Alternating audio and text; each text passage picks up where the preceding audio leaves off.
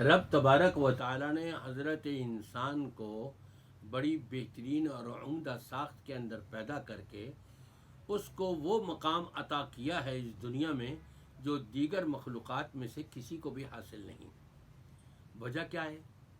وجہ یہ ہے کہ رب فرماتا ہے وَمَا خَلَقْتُ الْجِنَّ وَالْإِنسَ إِلَّا لِيَعْبُدُونَ، جن و انسان کو تو میں نے صرف اور صرف اپنی عبادت اور بندگی کے لیے بنایا اور پیدا کیا۔ جب انسان پوری زندگی رب تبارک و تعالیٰ کی عبادت میں گزارے، اس سے بڑھ کر پھر اور کون سا تحفہ انسان کی طرف سے رب العالمین کی بارگاہ میں پیش کیا جا سکتا ہے۔ اور عبادات میں بھی ایک وہ عبادت کہ جس کے بارے میں رب نے فرشتوں کو نہیں آگاہ کیا کہ تم اس کا اتنا ثواب لکھ لو، دیگر ساری عبادات کا بتا دیا اتنا اجر اتنا اجر اتنا اجر، اس کا اتنا اجر اس کا اتنا اجر، لکھتے رہو۔ لیکن ایک ایسی عبادت کہ جب اس کا پوچھا گیا فرمایا فَإِنَّهُ لِي وَأَنَا أَجْزِي بِهِ، یہ تو بندے نے خالصتاً میرے لیے رکھی تھی، جب میری بارگاہ میں آئے گا میں خود اس کو انعام سے نواز دوں گا۔ اللہ اکبر! کتنا بڑا تحفہ رب تبارک و تعالیٰ کی طرف سے انسان کو ملے گا۔ اور یہ کون سی عبادت ہے؟ روزہ۔ روزہ فرض بھی ہے رمضان المبارک کا، اس کے علاوہ نفلی روزے بھی بتائے گئے۔ اور یہ محرم الحرام کا مہینہ ہے، آج 8 ذی الحجہ تھی اور 9 ذی الحجہ کا آغاز ہو چکا ہے۔ نبی پاک صلی اللہ علیہ وسلم نے 10 محرم کا روزہ رکھا۔ جب آپ کو یہ پتہ لگا کہ یہودی بھی روزہ رکھتے ہیں 10 محرم کا، پوچھا گیا کہ یہ کیوں روزہ رکھتے ہیں؟ پتہ لگا اس لیے روزہ رکھتے ہیں کہ رب تبارک و تعالی نے حضرت موسیٰ علیہ السلام کو فرعون سے نجات عطا فرمائی تھی، فرعون کو غرق کر کے۔ اس کے شکرانے میں کہتے ہیں موسیٰ نے روزہ رکھا، ہم بھی روزہ رکھ رہے ہیں۔ نبی پاک صلی اللہ علیہ وسلم نے فرمایا موسیٰ سے تعلق تو ہمارا زیادہ ہے، ہم روزہ رکھیں گے۔ اور پھر اس کے ساتھ ساتھ آپ نے یہ فرمایا کہ اگر اگلے سال میں زندہ رہا تو اس کے ساتھ ایک روزہ اور ملاؤں گا۔ کیوں؟ اس لیے کہ یہودیوں کی مشابہت نہ ہو جائے، چاہے نیک کام ہو یا برا کام ہو۔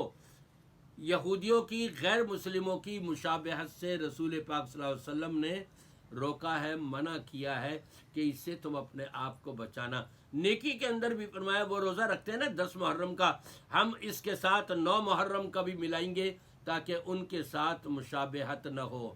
اور پھر فرمایا کہ جس نے یہ روزہ رکھا عاشورہ کا، رب تبارک و تعالی 1 سال کے پچھلے صغیرہ گناہ اس کے معاف فرما دیں گے۔ حضرت عبداللہ ابن عباس رضی اللہ تعالیٰ عنہ فرمایا کرتے تھے کہ میں نے رمضان المبارک کے روزوں کا اور عاشورہ کے روزوں کا نبی پاک صلی اللہ علیہ وسلم کو بہت زیادہ اہتمام کرتے ہوئے دیکھا ہے، اور روزوں کا اتنا اہتمام نہیں جتنا آپ عاشورہ کے روزے کا اہتمام فرمایا کرتے تھے اور رمضان المبارک کے فرض روزوں کا اہتمام کیا کرتے تھے۔ کل 9 محرم ہے، پرسوں 10 محرم ہے۔ میں اپنے سامعین سے کہوں گا کہ یہ اجر و ثواب آپ نے لینا ہے تو کل کا بھی روزہ رکھ لیں اور 10 محرم کا بھی، 9 اور 10 محرم کا روزہ رکھ لیں، رب العالمین کی بارگاہ میں محبوب و مقبول ہو جائیں گے۔ 10 محرم کو بہت سے لوگوں کے ہاں یہ مشہور ہے کہ دسترخوان وسیع کیا جائے، تو یہ فضیلت ہے اور یہ مقام ہے، یہ حیثیت ہے۔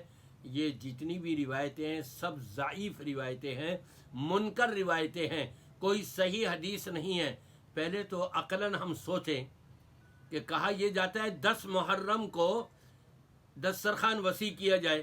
10 محرم کو تو نبی پاک صلی اللہ علیہ وسلم نے روزہ رکھا اور روزہ رکھنے کا حکم دیا۔